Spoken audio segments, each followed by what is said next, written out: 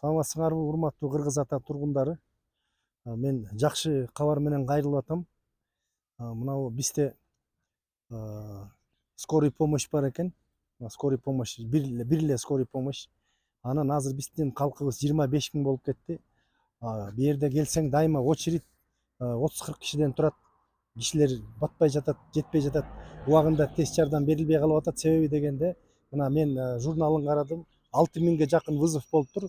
Анын ичинен 300 вызов Каракойго болуптур. Примерно Каракойго барып келгенче 1,5 саат, келгенче 1,5 саат.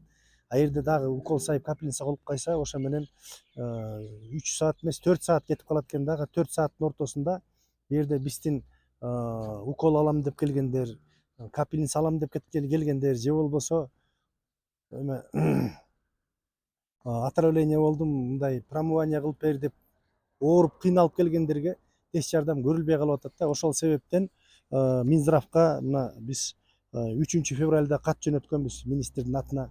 Ушундай бизге бир скорый помощь ачып бергиле десек, мына эмеси рахмат, мына Кубат Арынычтан бизге кат келиптир.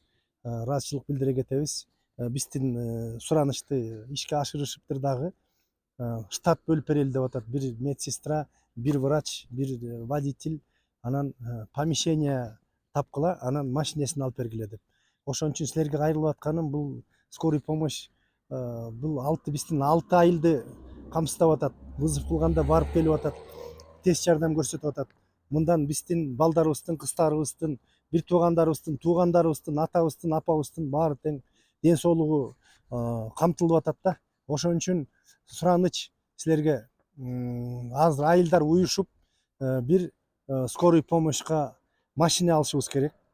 Анан кийин помещениясын даярдашыбыз керек. Эми помещенияны даярдайбыз. Ошо скорый помощька бир машина алганга жардам беришиңерди суранабыз.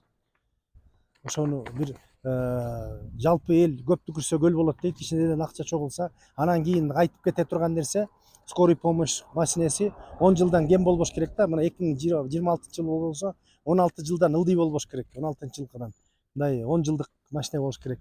Ошондой бир машина алышыбыз керек да. Рахмат.